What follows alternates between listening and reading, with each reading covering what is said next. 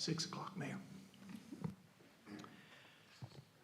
I'd like to call the meeting to order. This is the Bella Vista City Council regular meeting for November 24, 2025.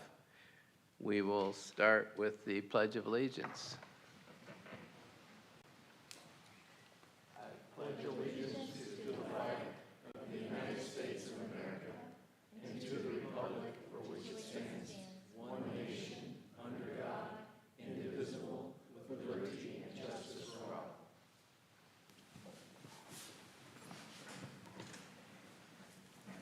Roll call, please. Council members Hughes. Here. Newport. Here. Wilms. Here. Isbell. Here. Hanschel. Here. And Harp. Here. Mayor Flynn is here. Thank you. Before we get started, I'd like to take the opportunity to thank the citizens for their positive vote on the recent sales tax bond extension, passed with over 70%, and we really appreciate the citizens showing confidence in us. Next item on the agenda is citizen input. Per the rules, there's a 3-minute per person time limit to address the council on any topic of that person's choosing. I'll call the people in order.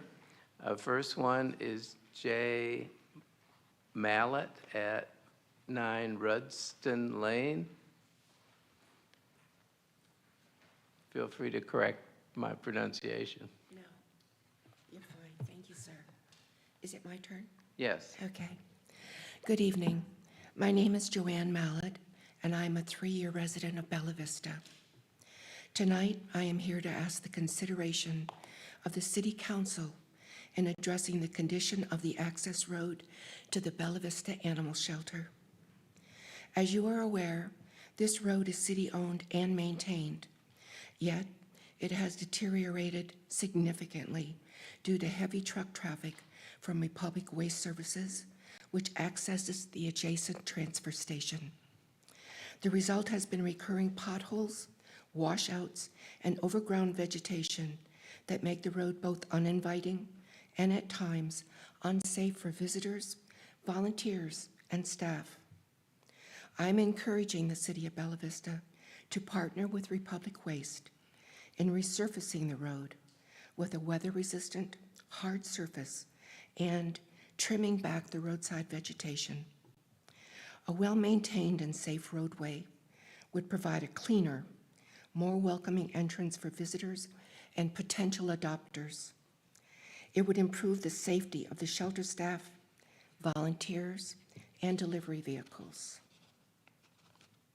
Excuse me.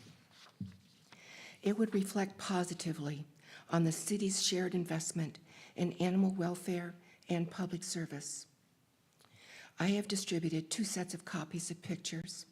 The top set highlight the road after being freshly graded in the best weather conditions, and the second set reveal the road after the first rain and the beginning of the deterioration. It is important to note that these pictures were taken within a 2-week period. I thank you for your time and your consideration in this matter. Thank you. The next speaker is J.P. Bollinger of 14 Kiswick Drive.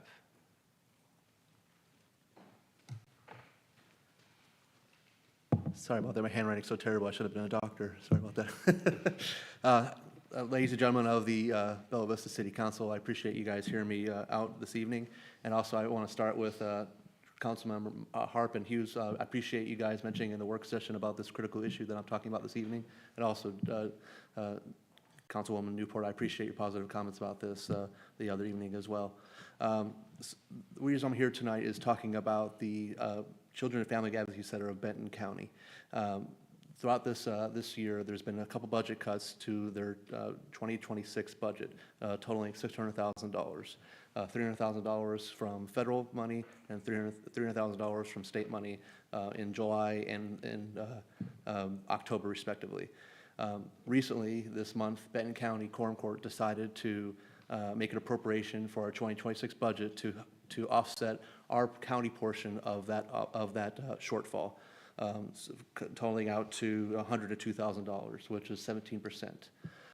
What I'm proposing to the Bella Vista City Council is for you to also put in your share of your allocation of what the Children and Family Advocacy Center has for Bella Vista in regards to the residents, which is about 5% of their need, which comes out to about $30,000.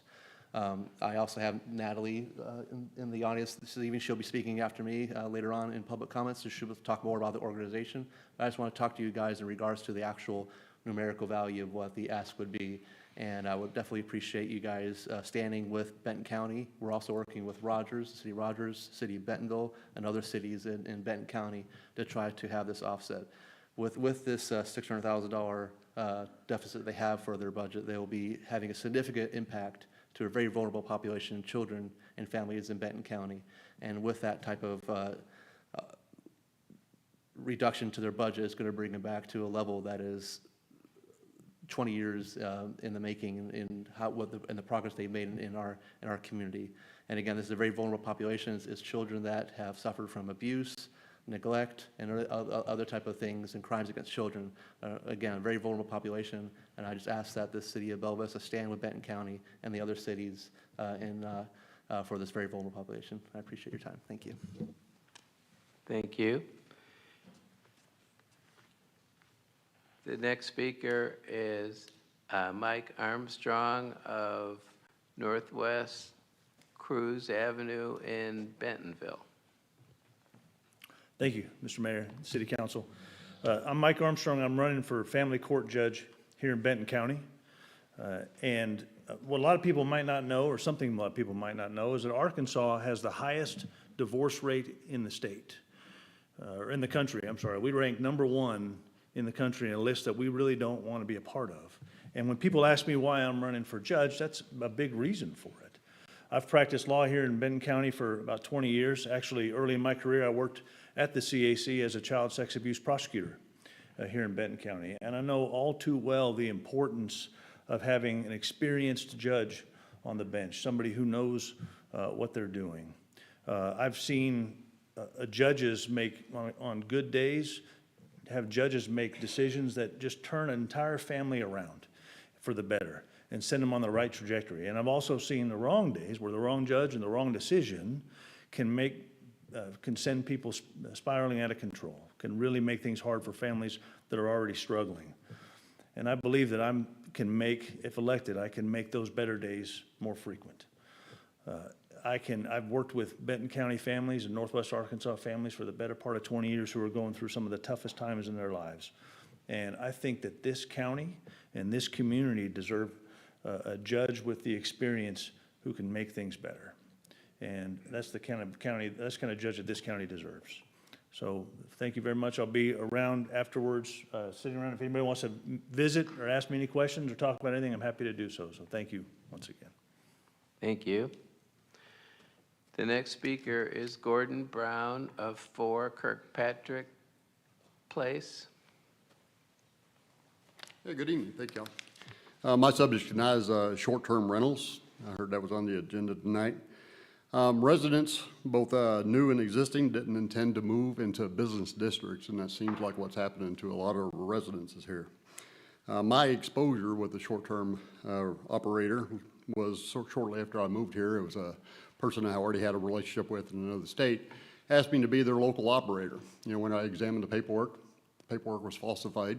When I addressed the falsifications, they said, no, we just go around that. You know, we don't abide by that. So there's obviously a known undertone of non-compliance that, you know, it's not being enforced here in the city. And of course, I declined to participate in such a relationship anyway. Home construction intended for short-term use may need to be limited on size or square footage based on some stories and experiences other residents are having with some of these larger homes that are being built solely for the purpose of a short-term rental. You know, it's basically just going in as a hotel. I know we have limits on how many that there can be in the city, but beyond that, regulatory or infraction enforcement seems to be lacking. Effects on residential life has led other cities to completely ban short-term rentals. Infractions by operators may need to be recorded and on a points basis, kind of like your driver's license. You know, that some of these operators may lose their, permits altogether. Based on others' lifestyles being affected, I defensively bought a lot that came available right across the street from me to limit any possibility of anything being built over there, especially a short-term rental. Thank you. Thank you. The next speaker is Darren Callahan of 645 West Lancashire Boulevard.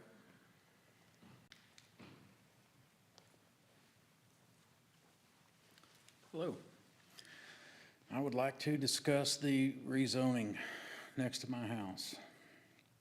I bought that place 12 years ago in a residential area.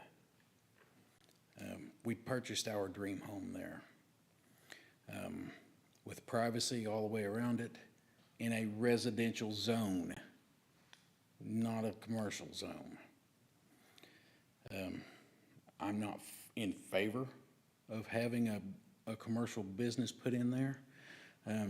Furthermore, the last hearing, whenever it was discussed what was going to be put in there, I don't think that that was fair. That can tend to sway the opinion of votes. I mean, especially somebody that loves coffee, so to speak. I just have to ask you and every one of you, if you had bought your home with the privacy that you have and everything that you loved about it, and somebody wanted to do that to your home, how would you feel? We didn't buy a residential area to have it turned commercial and live next door to businesses. We bought our property on the residential side of the road. That's really about all I gotta say. Thank you. Thank you. The next speaker is Natalie Tibbs of 2221 Little Flock. Yes, sir. Good evening, Mayor and members of City Council. As Justice of the Peace Bollinger mentioned, I represent the Children and Family Advocacy Center, and we are facing challenges that we have not seen in our 30-plus years of existence, serving our county of children and families in crisis. And just being presented with an opportunity to meet with each of our municipalities to identify what are some different ways that we can better preserve and sustain these types of critical services. So our agency partners with each of the law enforcement agencies across our county, as well as the prosecuting attorney's office, to ensure that proper services that are professional and put the needs of children come first when it comes to child abuse allegations. And those services revolve around advocacy support, the forensic interview process, medical examinations, counseling services. In addition, we have long-term residential services as well. And so law enforcement utilizes our agency, more importantly, to ensure that a neutral, child-friendly facility is offered so that anytime child abuse is a concern, the child and the family non-offending caregivers have a place to go where there is someone who is specifically trained to talk to them, to meet them on their developmental level, and that anything that is being done from our agency can be upheld in the courtroom process. We are not investigative in nature, but each of our services serve the investigative process.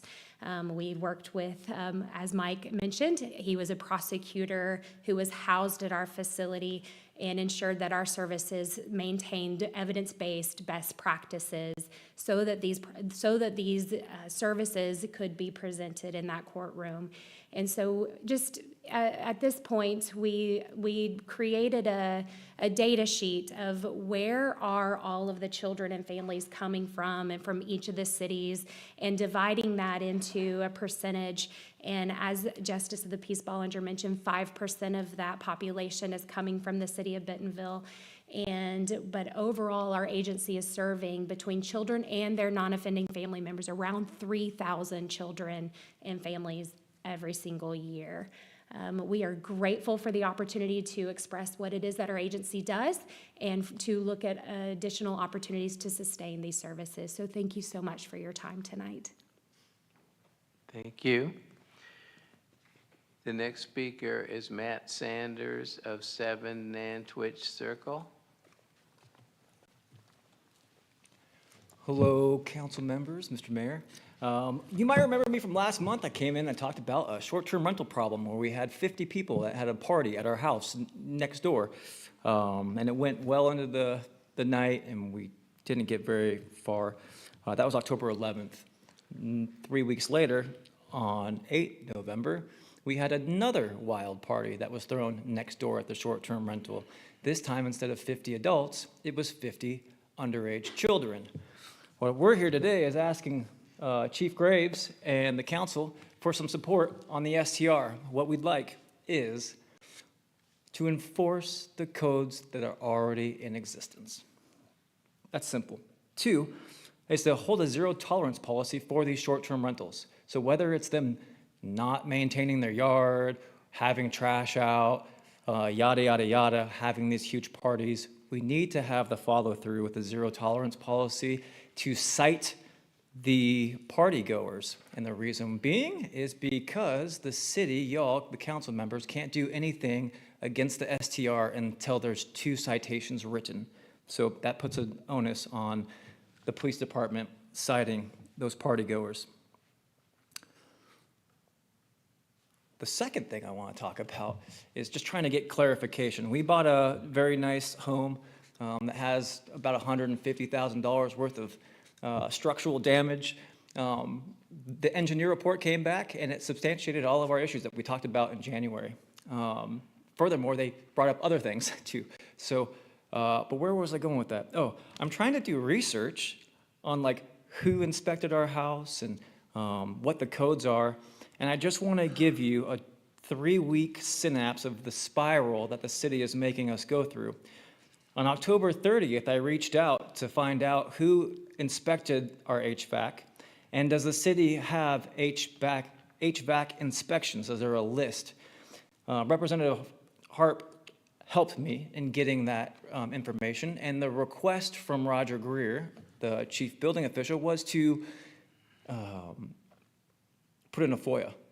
And so now we have more FOIAs that we have to put in because we have more issues that we have to discover. And now, as of today, we're being told that it's been determined that no records are responsive to your requests. And FOIAs are intended for the request for records and other documents kept in custody.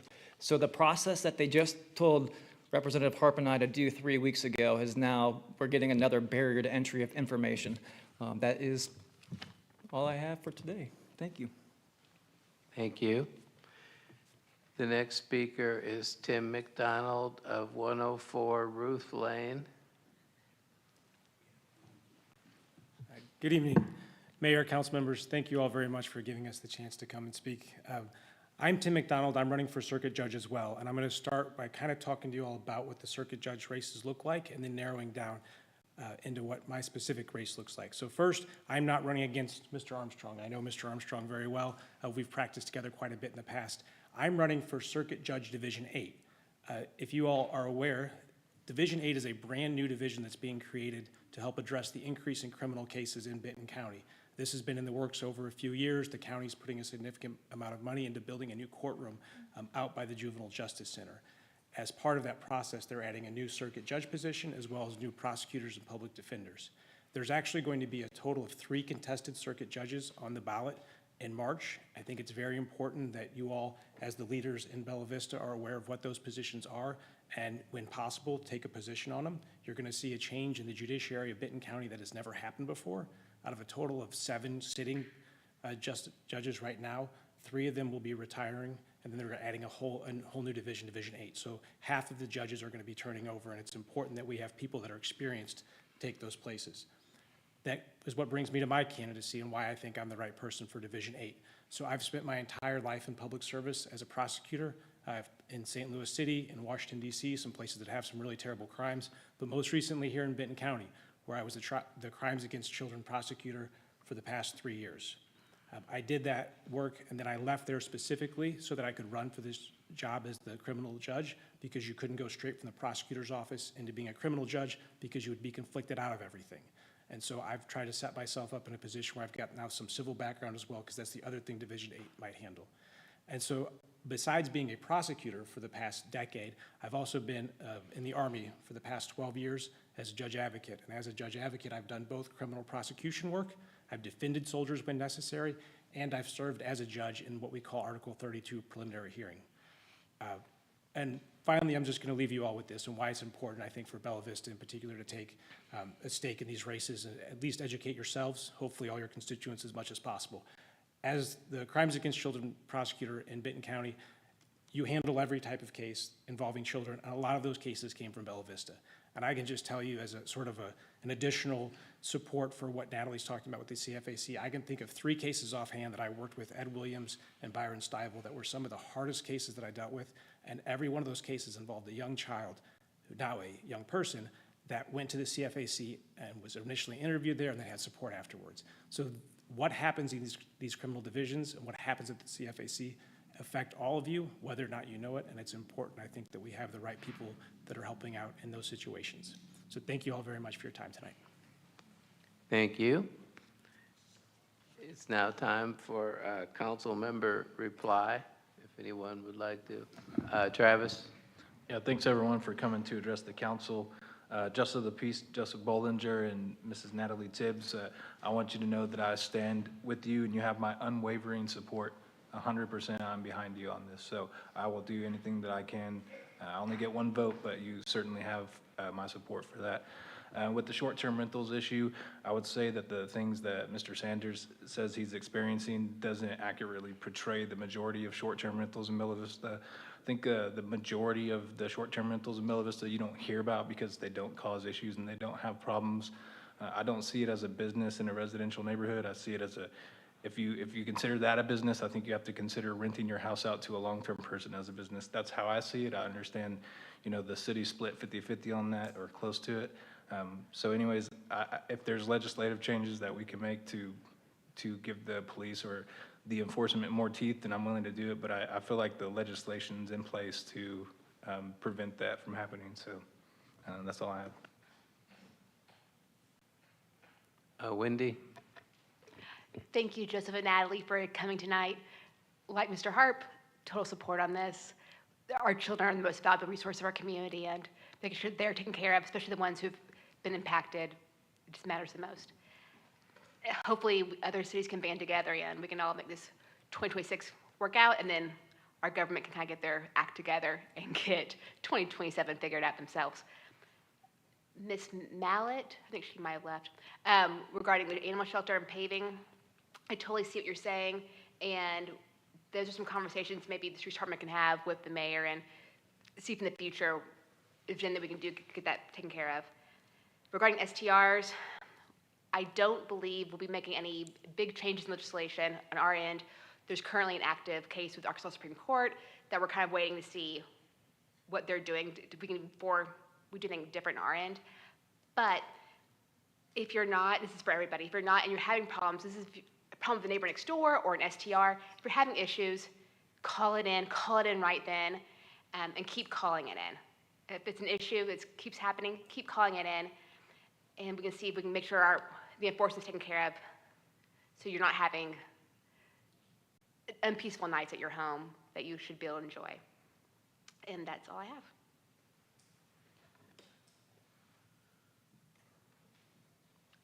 have. Shay, Newport? Yep, I just want to thank Joseph, Natalie, Mike, and Tim for speaking on behalf of the CFAC. I also, thanks for coming out. Thanks for informing us about the upcoming judge races and those importance as well. And then lastly, I just want to say that I plan on introducing a resolution next month so that the council can unite and send a joint letter to all of our elected officials, both state and federal, encouraging them to reinstate funding as well. And you do have my support for Bella Vista helping restore our portion of the funding. Anna Isbell? On the short-term rental piece, I hear the complaints and I understand them and I feel for you. We do need to have more teeth in, so please continue to call those in, and I would call on our law enforcement and our code officers that are called to please get out and address those, cite the folks that are not following the rules because they give everyone else a bad name, and if it comes to us and we need to take action, we will. We want to support those that are acting respectfully in their short-term rentals and that are being respectful toward their neighbors, but those that are not, we need to address that. Thank you. Okay, thank you for the reply. I'd like to thank everyone who spoke today on the various issues. And the next item on the agenda is the financial report. We just got the financial report out today for the period ending September 30. It was very encouraging. The total operating revenues were up 11.9% from the earlier year, and they were $1.3 million more than budget. So that was very positive. City sales tax was up 13.8%, so it continues to be a star, and county sales tax was up 3.4%. On the expenditure side, we were running $1.1 million below budget, so that was encouraging. If we're over on revenues and under on expenses, between the two of them, we're about $2.4 million ahead. We do have 3 pay periods in October, and December usually can be a little tough on the expense side, but I'm very encouraged by our position at this time. So the next item is I'd like to entertain a motion to suspend the rules of order and procedure to allow all ordinances on the agenda to be read by title only. Second. That was Larry Wilms and Shane Newport.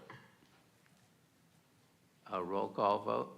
Council members Hughes, Yes. Newport, Yes. Wilms, Yes. Isbell, Yes. Hanschel, Yes. and Harp. Yes. Motion carried 6-0. Thank you for that. First item on the agenda is the consent agenda, which was 2 sets of minutes, accepting $117,600 from Walton Foundation and approving a CEI engineering contract, which is around $52,000. Is there a motion to approve? Motion to approve. Seconded. That was Wendy Hughes and Shay Newport. Roll call vote on the consent agenda.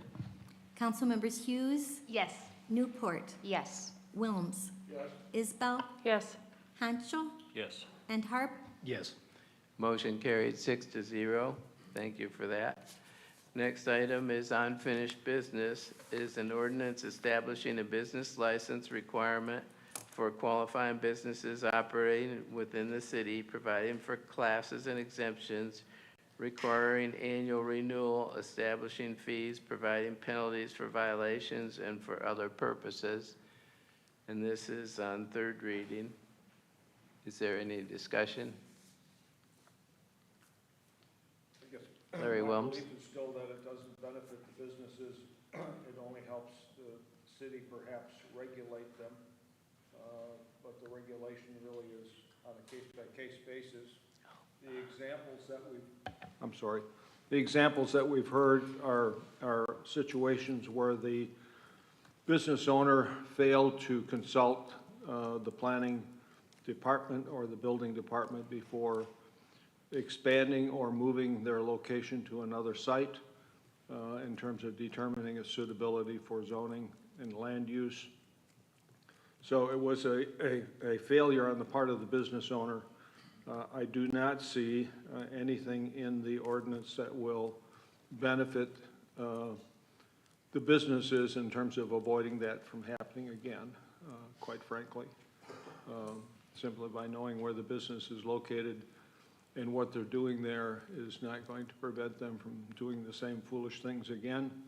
It's like a property owner who says, well, I want to put a shed out in my backyard and doesn't consult the ACC or the city of Bella Vista about the zoning and building permit requirements. So it's one of those uninformed owners, and it can happen to a property owner in a residence, it can happen to a business owner. The licensing, to me, is not going to solve that problem, nor benefit the businesses in doing so, other than making them pay a fee to become listed in the city registry. The city registry is really not a document that's available for the public to review. If you go online and want to find out about city businesses, you go to the business associations and not on the city. So I see it as being zero benefit, and I will be voting no. Travis Harp. Thank you, Mayor. I'm happy to sponsor some legislation that uses the current certificate of occupancy to enforce the business owner to notify the city of when they are moving. I think we already have something in place that can accomplish what the fire department told me they needed. I don't believe that we need a business license at this point. I think that if we get to the point of where, you know, we're actually competitive with the amount of businesses that we have in the city, we could revisit this and it would have my support. But for now, I don't support this. Anybody else? Okay. Is there a motion to approve? Motion to approve. Second. That was Larry Wilms and Craig Honchel. A roll call vote. Council members Hughes, Yes. Newport, Yes. Wilms, No. Isbell, Yes. Hanschel, Yes. Harp, No. Motion carried 4-2. Next one is. Mayor, if the record could reflect, just to make sure we're in the minutes compliant with state law, 2/3 of the council having concurred, the ordinance hasn't been adopted. Oh, okay. Yeah, 4-2 is 2/3. Right. Thank you. Next one is an ordinance amending the Bella Vista zoning ordinance and map to rezone property described in rezoning petition number 2025-59940, county parcel number 16-43269-000, from RE Residential State District to C2 Local Commercial. And this is on second reading. Is there any discussion? Travis? I would motion to amend this to read as C2. I'm sorry, it's C1, from C2 to C1. Mayor, all motions to amend have to be in writing, but however, I have written that down previously, and so it's very simple just to amend all references currently in the proposal that are, say, C2, will be amended to C1. Okay. So the motion would be in order if there's a second. Yeah. Is there a second? No. Seconded. Second by Shane Newport. Discussion? Did you want to say something, Larry? I do.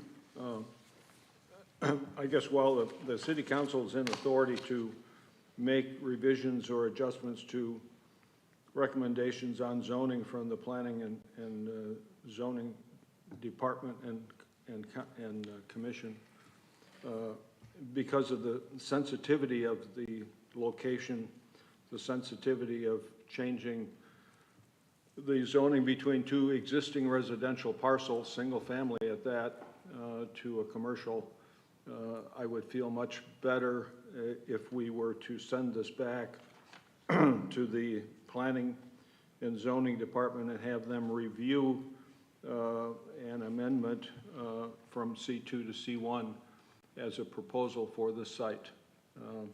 I think that would be, we're not the planners, and while we have the authority to do this, I feel uncomfortable in it and feel that we should route it back to the planning department and have them render a review of the C1 alternative and bring it forward to us to consider in a more formal fashion.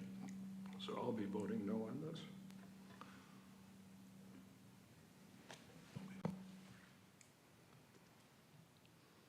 Wendy? Thank you, John. I'm supportive of Larry's recommendation.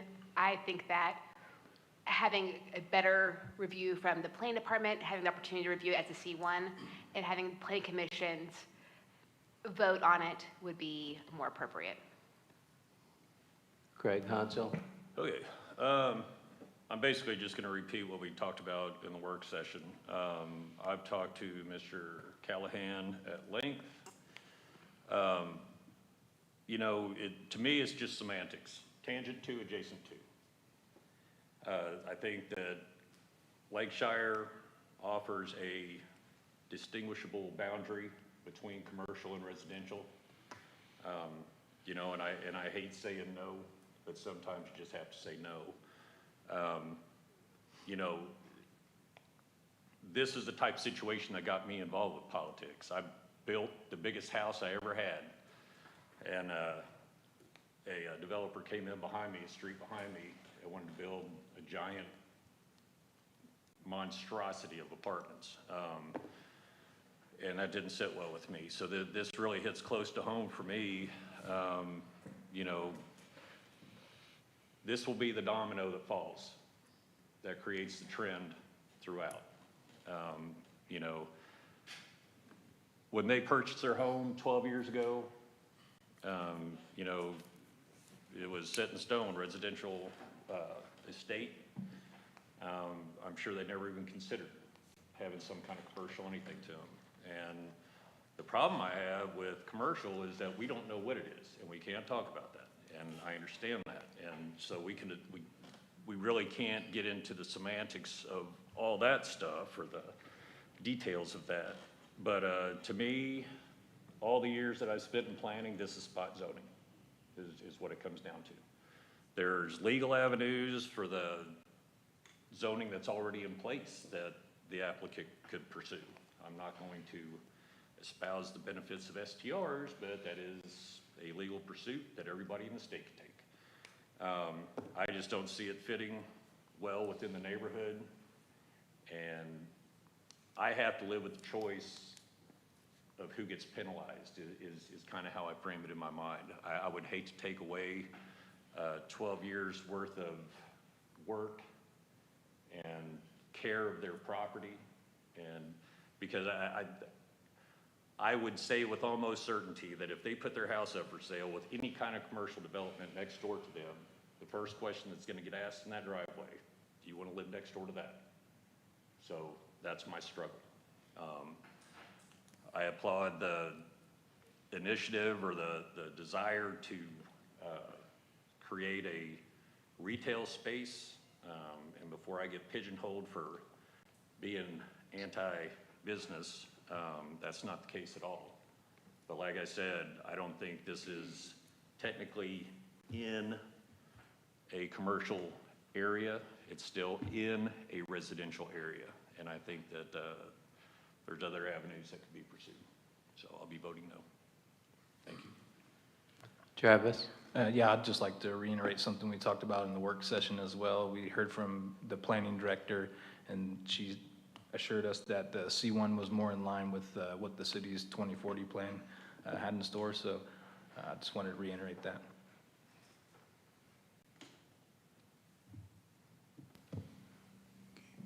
Well, I think we have a motion and a second on the amendment. Yeah, on the motion To to refer amend. C2 to, instead of rezoning to C2, to go to C1. Yeah, That's the current motion. okay. We'll have a roll call vote on that. Motion to amend. Council members Hughes, So just for clarification, one more time, I'm so sorry. This is purely on the motion to amend, not to approve. Okay, perfect. Yes. Newport, Yes. Wilms, No. Isbell, Yes. Hanschel, No. Harp, Yes. Motion to amend carried 4-2. So the ordinance is amended. With the proposed, Mayor, it's proposed ordinance at this point. You're now on, you're continuing to be on second reading with the proposed ordinance as you have just amended it. So you could continue debate on that or further motions. Wendy? Question. Mr. Williams, did you want a motion to move this back to the Planning Commission? Do you want a motion to move this back to the Planning Commission? Refer it back to Planning Commission to evaluate C1 as an alternative I think we are in agreement that that might be an acceptable possibility, but it would be up to planning to review it. Would you like to make a motion to do that? I need to have something here as a proposal. You need to, what you can do is you can move to refer this item to the Planning Commission for further study regarding the potential C1 zoning. And then that would clear it off of your docket for now, and then it would be in the Planning Commission's hands to bring something back to you in the future at an unknown time. I would move to refer this back to planning for further review. The Planning Commission, it's clear, it's important to referring to the Planning Commission. With a consideration for the C1 zoning, and then bring back a recommendation to the council subsequently. Second. Mayor's state law allows you to do that. That'd be a proper motion. Yeah, that's a motion by Larry Wilms, second by Wendy Hughes. Any more discussion? Travis? Yeah, could somebody explain to me the process of that? Does he have to reapply to get in front of the planning commission? Does he have to pay another fee? No. This whole thing just goes back, gets put on the Planning Commission agenda, and they are going to have further deliberation. There won't necessarily be another public hearing. There won't be applications. There won't be costs associated to the developer or to the applicant, I should say, in any way. Right. There is an uncertain timetable. That's the only thing that there is unknown, is the timetable. That was a good question. Shay? I just want to say I don't support turning it back over to the Planning Commission. I think we have enough information.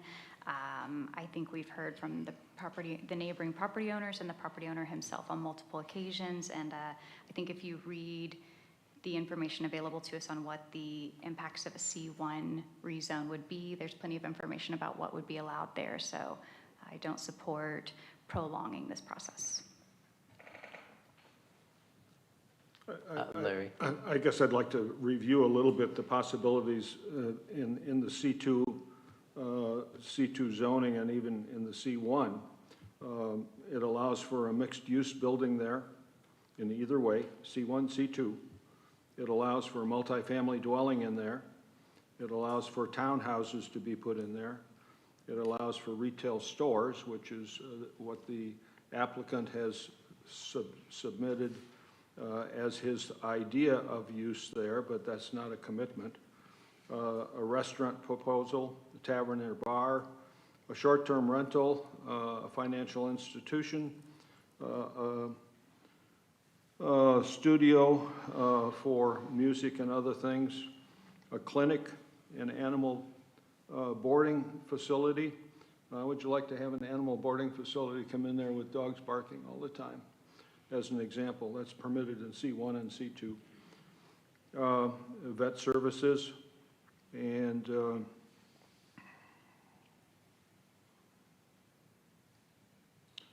a recreational facility, and which could include outdoor activities at night, and also outdoor dining. So all of those are permitted in both C1 and C2. For that reason, I am asking that it be referred back to the Planning Commission for reassessment. Craig, did you want to say something? Shay? Okay. Shay, Newport? I just have a question for Mr. Kelly. If the Planning Commission had wanted it to be C1, is that something they could have actioned while they had it? They could have denied, they couldn't really make that change. They make a recommendation to you. They could have recommended not to go C2, and they would think C1 would be better, but it wouldn't necessarily change the application. Mm-hmm. Assuming they had not approved that, then the owner applicant comes in to appeal that decision with their application request, and then you all consider that. So no, but the commission could make recommendations to you as part of their charge at any stage. Thank you. Travis? So I talked to one of the planning commissioners, and he had conveyed to me that if the applicant have applied for C1, he would have supported it personally, not speaking for the entire commission, but, and to Larry's point, I mean, I understand there's some things that could be put next door that would be uncomfortable, like a dog barking. It would be much similar to having a neighbor with a dog that's barking, so, but I agree with Shay. I don't think there's a need to send this back. I'm ready to make a vote on it. I think everyone's spoken, so we have a motion and a second to refer it back to Planning Commission. So we'll have a roll call vote on that. Whether a yes vote means you want it to be referred back to Planning Commission. Okay. Council members Hughes, Yes. Newport, No. Wilms, Yes. Isbell, No. Hanschel, No. Harp, No. Was that a no? The motion. Okay, I'm sorry, I didn't was hear. no. it. Yeah, so that motion failed. So Mayor, you're still on second reading for further debate or further motions. Shay? Motion to approve the amended ordinance. Second. Well, don't we have to go to third and final first? You would have to suspend the rules and Yeah. go to a third and final reading. Sorry, motion to suspend the rules and move to a third and final reading. Second. That was Shay Newport and Travis Harp. Any discussion on that? Okay. I do have, Well, go ahead, Greg. before we do vote, you know, I would like to see this go to third and final because I would like to see every single one of you guys go out there to the property and see exactly how close and see, I mean, what that impact could be. Exactly. I mean, I would absolutely encourage you guys to go out there, have a conversation, see proximity-wise how disruptive, I mean, I don't even know how disruptive it would be trying to fill a 40-foot hole with traffic moving through Lancashire. I mean, so there's a lot of stuff to this. I'll gladly go to third and final, but I would encourage everybody to visit with the neighbors. That's all I have to say about that. Wendy Hughes? If you haven't done a site visit, I highly recommend it. It's eye-opening, and I've only been able to talk to one of the neighbors. The Callahans weren't available when I was there. I talked to the other neighbor at length, and so I definitely would prefer everyone to do a site visit first and actually lay eyes and walk it. Well, you can't really walk it. Travis? Yeah, I'm perfectly fine with voting no on the suspension of the rules and adhering to that advice, so. I withdraw my motion. A motion can be withdrawn if the second is also withdrawn. I withdraw. Okay. So Mayor, you're now was on withdrawn. second reading for further Yeah. debate. Or it can move to third reading next month. Okay, thank you. So I take it we're okay with going next month, going to third and final. Okay. So we'll go to third and final. It has been amended to C1.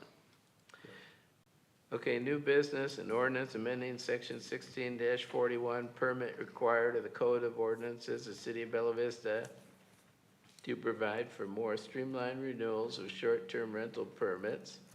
And staff requests move to third and final. There's some discussion of this last time. Wendy?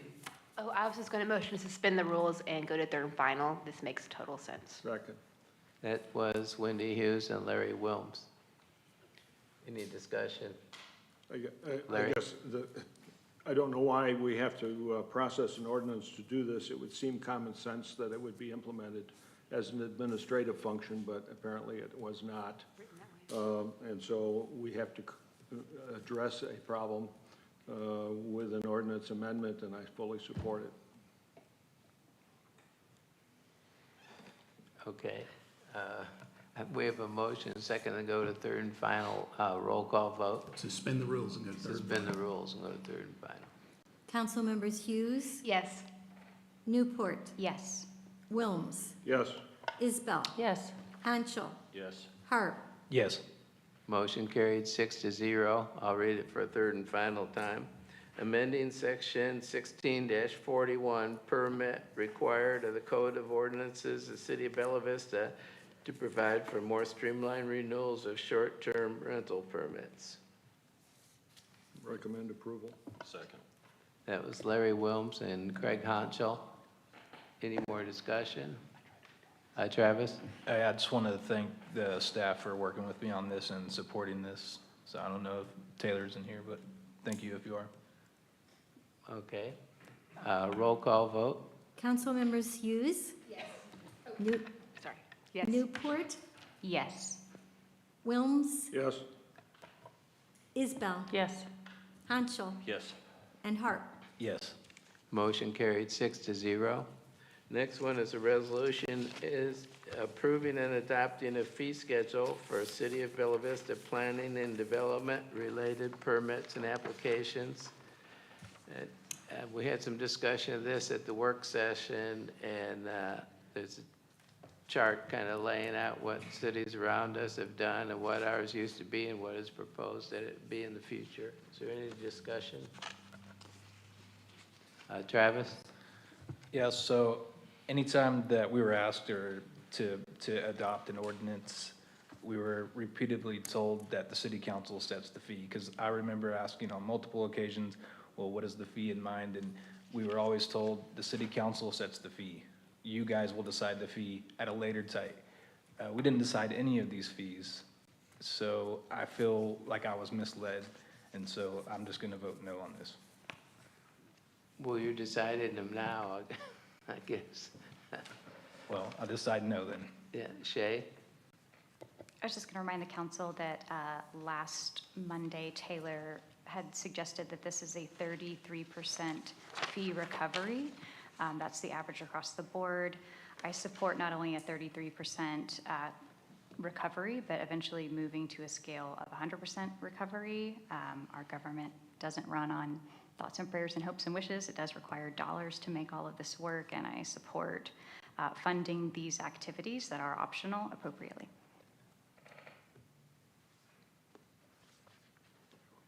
Larry? I would tend to support Councilman Freeman's sentiment, with the exception that if it's a non-tax generating business, then it would be 100%. If it's a tax generating business, it would be pro rata shared, because they're generating income to the city, paying the salaries already. So they should have a break, in my humble opinion, over what the full cost is. So I would differ in that respect. Craig Hansel? So how do we differentiate that between STR houses? Mike. Oh, I'm sorry. How do we differentiate that between STRs that are being built strictly for business, could be houses, but maybe business? That part of it we would not know in a single-family residence. So we're putting gray area. Yeah, in it. that's a gray We're area. building it in. Okay. That's really an unknown. Well, I mean, I'm in support of what's being proposed. Like I said in work session, there's a cost of doing business. And before everybody paints it out to be that I'm trying to hang money on everybody, you know, we're following, I think, part and parcel to what other communities are doing, trying to recover. You know, that's common business practice, efficiency, Six Sigma, you know, et cetera. So when you can identify those inefficiencies and cost and try to rein those in and make it make sense, and this would be something that I think people could refer to and see exactly where that money's going. This makes sense where the dollars are being spent and why. So with that being said, I'd be in support of this. Okay, I think we have a motion and second, so we're ready for a roll call vote. Motion to approve. Oh, okay. Second. Shay Newport and Wendy Hughes. Sorry about that. There we go. Okay. Okay. Roll call vote. Council members Hughes. Yes. Newport. Yes. Wilms, No. Isbell, Yes. Hanschel, Yes. and Harp. No. Motion carried 4-2. Next one is a resolution awarding bid and authorizing a contract with Geo Stabilization International in amount of $225,335.82, plus an additional 20% project contingency for a total amount not to exceed $270,402.98 for Oldham Road slope stabilization and repairs, and amending the 2025 city budget. We had some discussion at the work session. Dan Downing's here if you want him to go over it some more, or Wendy? So the mayor and I had the privilege of being on the streets committee and get to hear Karen and Dan talk about this for several months, probably about a year and a half now, about identifying the issue and trying to come up with solutions that'll be cost-effective and workable for our residents, opposed to just closing the road down. And so I want to applaud them for their work on this and for their dedication and making sure that we are getting this taken care of for our citizens. It's been a long time coming, and I'm glad to see it go forward. Shay, Newport. I also want to thank the street department for their work on this. I commute down that road daily, and there's a big dip that, that shakes my car every morning. So really looking forward to getting this resolved.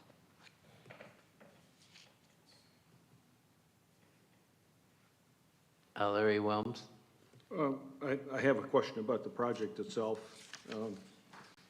We actually were fortunate when you look at the list of bidders, and 3 out of the 4 bid, and the successful bidder was left a lot on the table, which I really am a little surprised about, but that's not unusual with construction projects. They either have more experience or more knowledge about doing the project as it's required. I do have some questions for staff, so if Dan is here, is Dan here? Yeah, he is.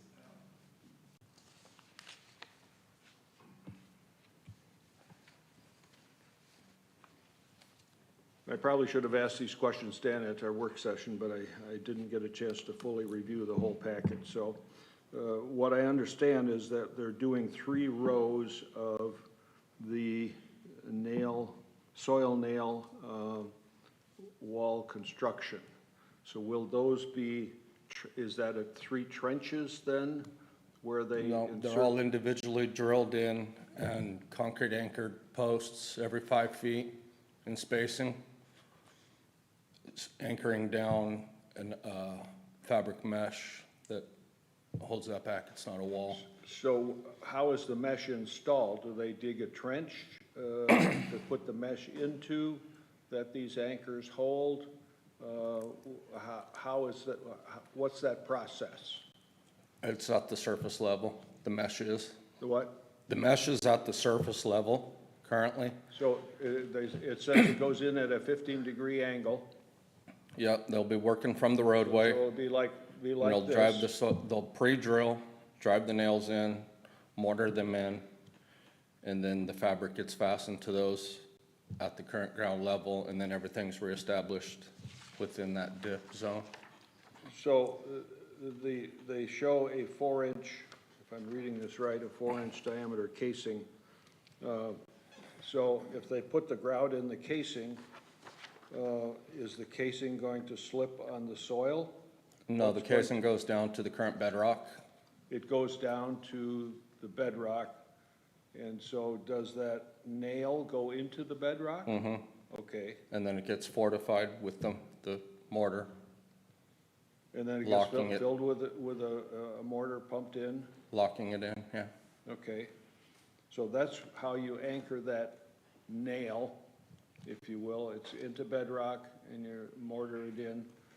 So that's how it stays, and the concrete ring around it will keep it from moving up and down in the ground, or sideways, as the case might be. And then, do they dig a small, shallow trench then? These things can't be at the surface. the nail heads can't be at the ground level, they have to be underneath the pavement somewheres. So are they in the subgrade? None of this is in the pavement area. Huh? None of this is in the pavement area. None of this is It's in the 12 pavement. feet, the fabric is 12 feet wide, and they are So- actually so off this- the side of it's going into the side of the slope. So it's off the edge of the roadway. So then I ask the question, why do we need to defer traffic around this section if they're not going to do anything in the roadway? Because everything will be performed from the roadway. The roadway itself will also be utilized as the staging area. And once all that soil nailing is completed, the roadway itself will be dug out, the subgrade reestablished, and the road repaved in that section. So in your opinion, or in your consultant's opinion, even one-way traffic with flag control is not a viable It'll just solution? complicate the process that much more. Okay, all right, It's better to be a one and done thing. okay, all right. And has this been done elsewhere? Yes, this actual geostabilization, they actually have an ongoing contract with RDOT, and they've sent us over some very similar repairs that they've done for RDOT as well. So they're very familiar, they're You're talking well about the recognized. contractor or the engineers? The contractor, Contractor has done this before. geostabilization, In Arkansas, yep, for RDOT. in a similar process as we're asking for. Mm-hmm. And that maybe enabled them to have given us a better bid. Yeah, they're well versed in this line of work. Thank you. Okay. Thank you, Dan. Wendy? Motion to approve. Second? That was Wendy Hughes and Larry Wilms. Roll call vote? Council members Hughes, Yes. Newport, Yes. Wilms, Yes. Isbell, Yes. Hanschel, Yes. and Harp. Yes. Motion carried 6-0. Thank you for that. Next one is a resolution approving amounts of liens to be certified to the Benton County Tax Collector against certain real properties as a result of grass cutting expenses and abatement of other nuisances by the city of Bella Vista. And we need to have a public hearing on this, so if there's anyone in the public who would like to speak about this matter, you may come up and speak. Mayor, I just want to state for the minutes that the affected property owner received lawful notice of the hearing at this, in conjunction with this meeting, and legal requirements have been met regarding notice to that person. Mayor, if no one is wanting to appear for the public hearing, you can close the public hearing and then move forward. Okay, we'll go ahead and close the public hearing and move forward. Is there any further discussion? Larry Wilms? In looking at the lawn cutting at this site, the first one was like 6 weeks between first and second, then about a month, but it ended in August. And my question for the chief is, did the grass stop growing that we didn't have to mow it in September, or did the owner pick it up? I know the owner did not pick it up. I can't tell you whether or not we mowed it again. So- I know we didn't. So did we miss the boat in asking for another mowing? I can't answer that question, I don't know. Okay.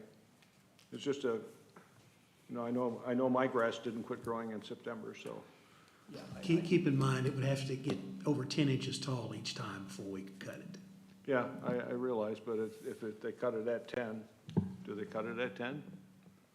Yes, it has to be over 10 inches tall before it's in violation. Well, but when they cut it, do they cut it down to a normal height, or do they cut it at 10 inches? I would have to assume they cut it to a normal height. I haven't asked them specifically the length that they cut it to. Is there anyone has a thought about this? I- It seems like a silly question, but, It does. but it's a silly situation. And so are we being inappropriately severe or inappropriately unsevere to a property owner who doesn't maintain their yard?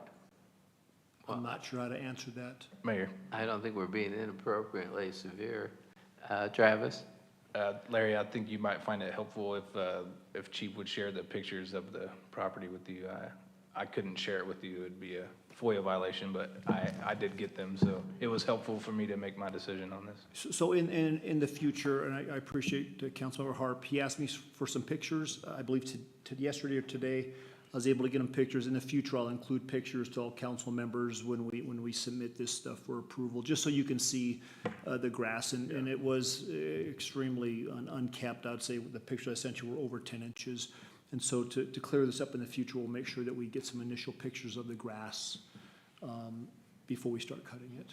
And it begs the question, I guess, lawns can be 11 inches tall or 10 inches tall if they have a, what is it, The monarch butterfly thing? yeah, a Pollinator special turf that they're growing there. It's not a lawn turf, but it's a special, if you will. This was just natural. unkept grass and weeds. Yeah. Anna? I don't know that we're being too severe or not severe enough, but I think that it's inconsistent that this is the only one for the year 2025 that we are having an issue? Because I drive all over Bella Vista and I see plenty of unkept places. I see unkept businesses, I see unkept homes. So I think it's very inconsistent. I'll be voting no, not because I don't think that it's okay for this individual to not keep their lawn, and it's unfortunate that we actually had to use taxpayer money to mow the lawn, but I think that it's very inconsistent that this person was not targeted, but held to this standard, while many others are not. So if I could comment on that, I have 3 code enforcement officers that enforce all the codes in the entire city of over 33,000 people and almost 50 square miles. And so we really act upon complaints. And so I'd love if you see those lawns, if you complain to us, we could act upon them. I know there's other lawns out there that are in violation, but if we don't receive a complaint and or happen upon it ourselves, then it just doesn't get addressed. Shay, Newport? Were there other lawns that were mowed as a result of code compliance, but perhaps those property owners paid their invoice? So I know in the past, we have a feeling, because we haven't brought one of these to city council for years and years. I think in the past, the prior director of the community development, they may have mowed them and not brought this forward. I just don't know. That's a suspicion that the current director has. I do know now that code enforcement is under the police department. We are addressing this. I know that we have mowed some more that will be brought in front of council next year, but this is the only one this year that we've had the complaint against, and it was severe enough, and we addressed it. I mean, it's 10 inches, so that takes a while. So a lot of the stuff you might see might be 6 or 7 or 8, I don't know, but I mean, 10 inches is quite unkept, and it takes a while to get there.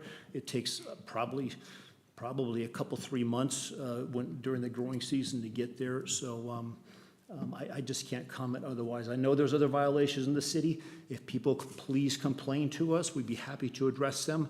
But again, I have 3 code officers addressing a lot of different violations for different things in the city. And so we really need people to complain to us that it's happening so we can address it. Sorry, I just want to clarify, though, that this is because the property owner received an invoice and failed to pay, right? It is entirely possible that someone else could have had their property serviced, and if they'd have paid the invoice, it wouldn't have reached this step. Is that correct? Well, off the top of my head, I don't think we've had to mow other people's. We haven't had a situation that I can recall since code enforcement's been with the police department that we've mowed a lawn and then they've paid the invoice. Usually we go to them. We say, hey, you're unkept, there's unsightly things on your property. We work with them and then they get it taken care of. In this case, it just was never taken care of. We just couldn't get a hold of the owner of the property. This property also, just so you know, it appears to be almost abandoned. No one lives there. So we tried to even get a hold of a daughter of the property owner, and she just basically said she wants nothing to do with it, to leave her alone. And so there was really nobody else who could take care of this property, so we took care of it. I assume that we'll see many more of these annually as the years go on, because now we have the process in place to address it, and I'm sure I'll get more complaints about this sort of stuff. Travis? Well, I want to go on record and make a complaint about Lancashire and Bella Vista Way right behind Cafe USA. My second complaint. Okay. But I support this, and I understand that this is important, so this will have my vote, so. Okay. I'm accustomed to seeing 300 to 400 for a community our size of lists of properties there, but I come from the North Country, so most of those were not lawn cutting, it was snow removal on sidewalks. So it's a whole different story, but it's the same process. I would make a motion, well, Go ahead. if there's no more comments to be said, I would make a motion to approve. Second. That was Larry Wilms and Travis Harp. Roll call vote. Council members Hughes, No. Newport, Yes. Wilms, Yes. Isbell, No. Hanschel, Yes. Harp. Yes. Motion carried 4-2. Thank you for that. Next one is a resolution setting the meeting schedule of the Bella Vista City Council for calendar year 2026. I want to point out that Glenda Kelderman didn't feel she could make the one change that was requested. And I did put a date in for the work session for the budget. I put Tuesday, December 1, which is similar to what we did this year. I didn't want to do Monday. You know, Monday's kind of logical because we're used to Mondays, but it's the first day right after Thanksgiving weekend next year, so I thought it was a little dangerous. So I put Tuesday in. So everything else is what you saw last week. Wendy? Thank you for recognizing that change and making it happen for us for the budget meeting, and motion to approve. Seconded. That was Wendy Hughes and Shay Newport. A roll call vote. Council members Hughes, Yes. Newport, Yes. Wilms, Yes. Isbell, Yes. Hanschel, Yes. Harp. Yes. Motion carried. Next one is a resolution establishing salaries for mayor, city council member, and city clerk to begin January 1, 2026. I wanted to give a little explanation about this. This is just a proposal because it's up to city council. The way we've done this in the past, our employees, we try to compensate them and compete head-to-head with Bentonville and Rogers and Springdale and Fayetteville, compete with the big boys, in other words. In the case of the elected officials, we use a completely different philosophy. We identify what those cities have done, and we purposely try to do something significantly less because we're a smaller city. It's just a little different philosophy. So that's how we do it. Now, these proposals, and this sheet I passed out today was just because the pagination wasn't very good. It's the exact same proposal. For city council, we propose 7%. And this is the reasoning. The elected officials haven't had a change in 2 years. And the city employees got 3% in 2025, and now they're getting 4%. And that's everybody. That's the least. A lot of people would get more than that for various reasons. They got promoted, or maybe they did some of those things on that sheet I passed out to you. You know, different things like that. So every employee got 7% or better since city councils had a raise. So I proposed 7% for city council because of that. And actually, if you get a 3% raise 1 year and a 4% the next year, because of compounding, that's a little better than 7% after 2 years. Take 100, multiply by 1.03, and then take 103, multiply by 1.04, and you'll find you come up with a little more than 107. So what I propose for city council is actually slightly less than what any employee got because of compounding. So I propose 7% for city council, 7% for the city clerk, and you also saw the comps on city council. You're quite a bit under all the larger cities. And if I can take a step back, I've had experience that city council sets their own pay. And I find people are very reluctant to give themselves raises, and just the opposite of what the citizens might think. So that's one reason why I made a proposal, kind of egg you on a little bit. But it was constantly a problem with our last council, people arguing against things and whatnot. So that was the rationale. Now, on city clerk, there aren't very good comps, because some people have full-time city clerks, some people have part-time, some people have city clerks that do almost nothing, just a very little minimum. So, you know, I think our city clerk does great, and incidentally, she doesn't report to me, she reports to the people, because she's elected by the people.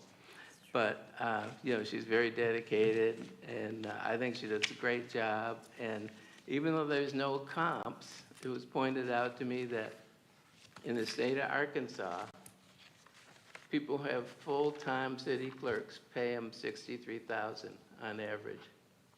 So if you're working 20 hours a week, she's working actually slightly more than that, $31,500 would be rash, plus the full-time is getting benefits. Our city clerk doesn't get medical benefits. So this amount seems very fair, even with the 7% increase, she's still below that number. So that was the rationale for that. So on the mayor, I proposed 5%, and I purposely wanted to have a number that was lower than every single person. The percentage increase is lower than every single employee, everybody on city council, the city clerk, everybody. And that was purposeful. And I wanted to point out during that same time period, the 5% raise, inflation was 5.3%. According to Social Security, it was 2.5 one year, 2.8 the next. So, and one last thing, it just happened for, there's a benefit for the city. I don't have medical insurance through the city. And that's a savings of a little bit more than $12,000 for the city. And most of those mayors I'm comparing to, which make significantly more from the big cities, but most of them probably do have medical insurance, so the gap's even bigger than it looks. Looks like the gap is 20 or 30,000. So that's my story. So it's up to you guys. And we did have a couple people give amendments, and you may want to have some discussion about different things. So have at it. Shay?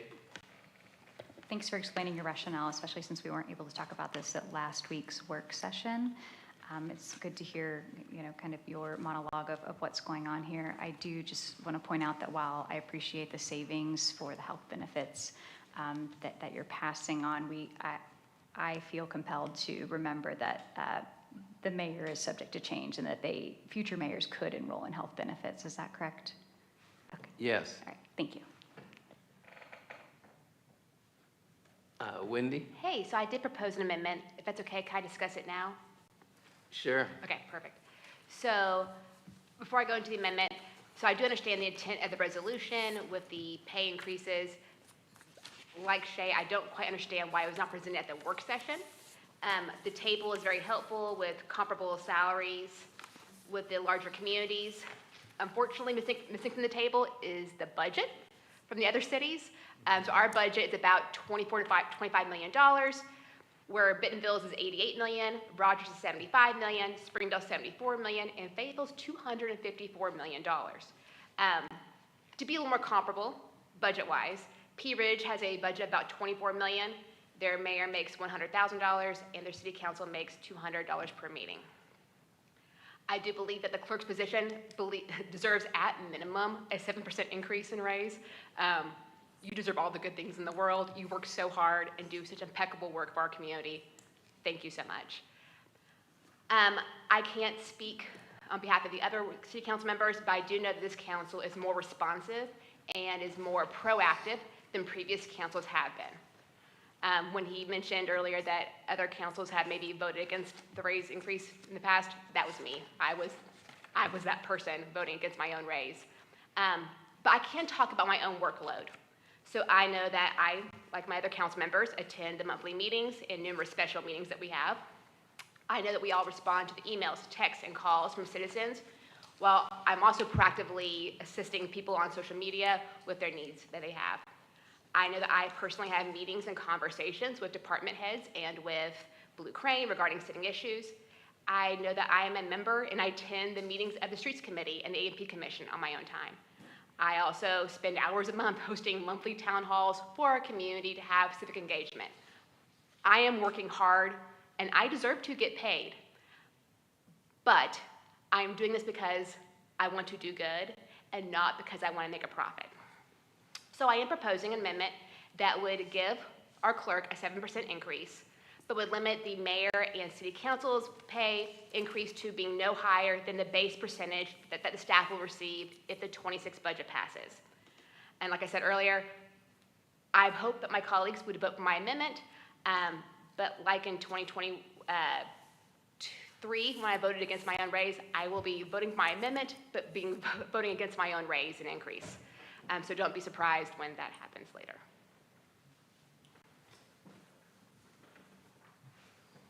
Anyone else want to discuss? Sure. Travis?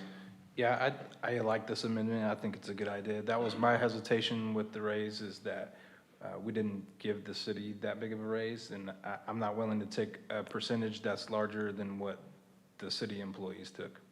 So I support this amendment, and I won't entertain my amendment.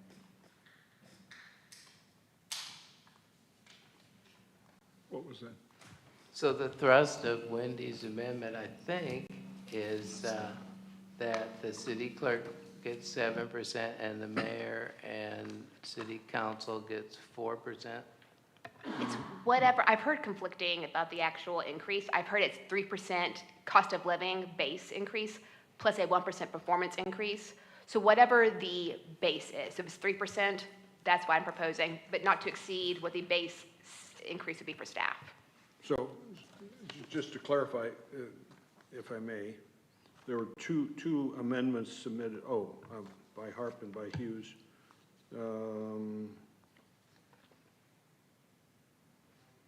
Okay, all right. I guess Harp's I not found proposing his, I right? found the name. Yeah, I also want to say that, thanks Wendy for getting the budgets of those other cities, and I would just like to point out to everyone in the council that those cities have businesses that are generating sales tax.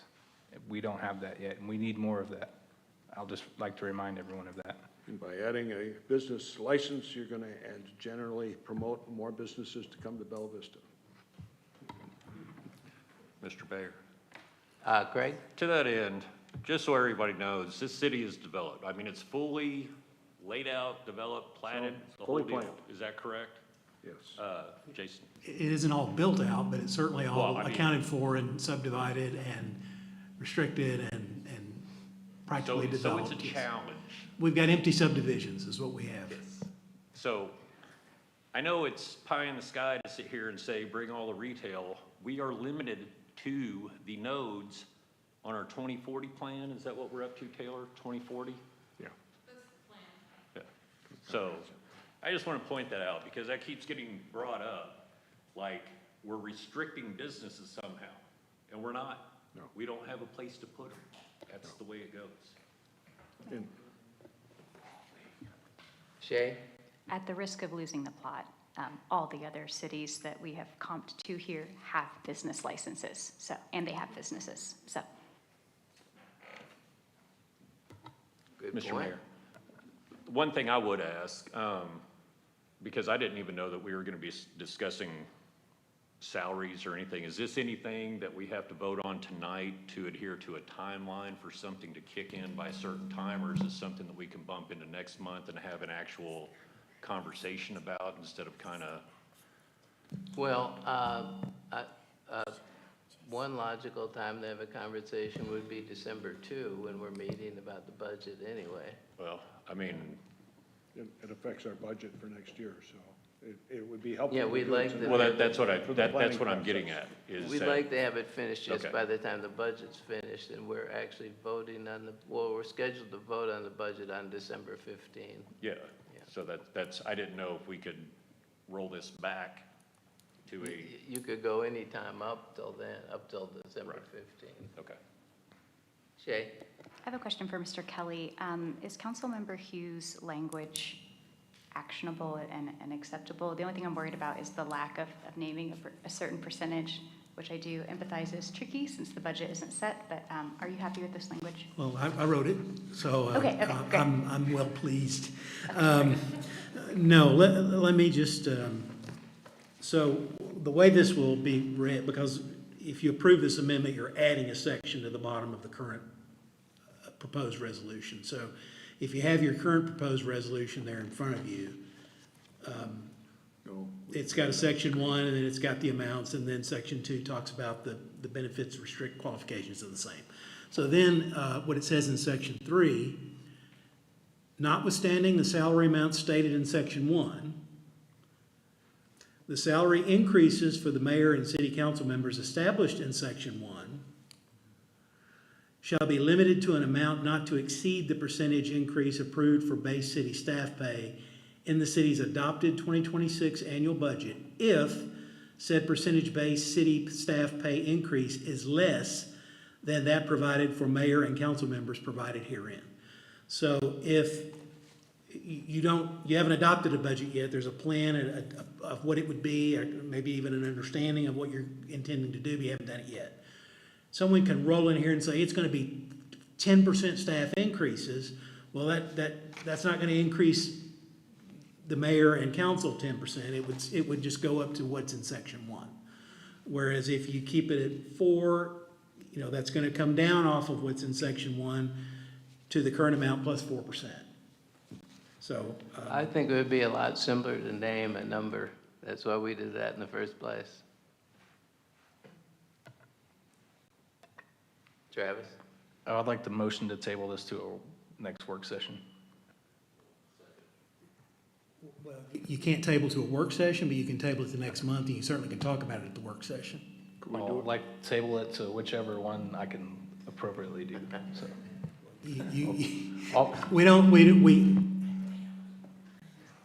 I'll motion to table this to next month's council meeting.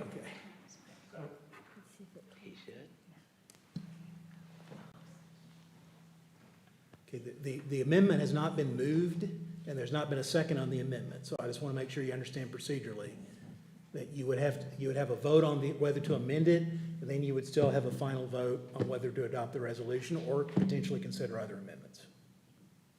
But he can just vote to table it till the next meeting. right? Sure, and then you could amend it at the next meeting if you want. Certainly you could. Those options are open, is what you're saying. Yes, sir.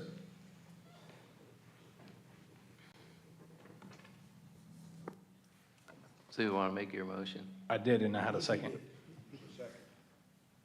Okay. Motion by Travis to table it to the next meeting, and second by Craig Hunchel. Roll call vote.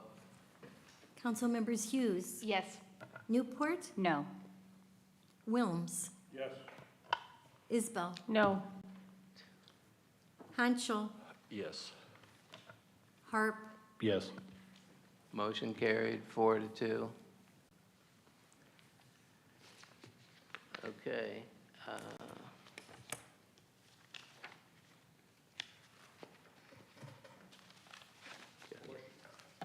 Question? Yes, sir. Relative to this last item, L, can we amend the agenda for the budget review to include this as a topic, since we will have a council member attendance there? the budget meeting is a work session, Oh, so there's not gonna be an opportunity to formally adopt anything at that budget meeting. So I guess the answer would have to be no. so You prac, could call a special meeting to consider this one item, you know, so prac, immediately after your budget work session or immediately before that, just for convenience. so practically, after the work session is done, can we convene a council meeting, special Well, meeting? At this point, the council has voted to table it until till next month's regular meeting, so that's done at this point. Was that the language? Okay, So it will be, as all of the items for next month will be on the work session for a Gotcha. discussion, and then the next week for final action. I think this could have been avoided if we had this information in the work session in the first place. yeah. Okay, it's time for announcements. Next city council work session is 5:30 PM Monday, December 8th at Bella Vista District Court. Next city council regular meeting is 6 PM Monday, December 15 at Bella Vista District Court. Planning Commission work session 4:30 PM, November 27 is canceled. Planning Commission regular meeting 4:30 PM or immediately following BZA Monday, December 8th, Bella Vista District Court. Board of Construction Appeals, 3 PM Tuesday, December 9, if necessary, at Fire Station Number 4 Conference Room, 1639 Forest Hills Boulevard. And I'd like to add that there's a special budget work session on Tuesday, December 2 at 5:30 PM. Is that at District Court or training room? Believe it's in the training room. Yeah, at the training room across the hall here. So if there's not anything else, meeting is adjourned.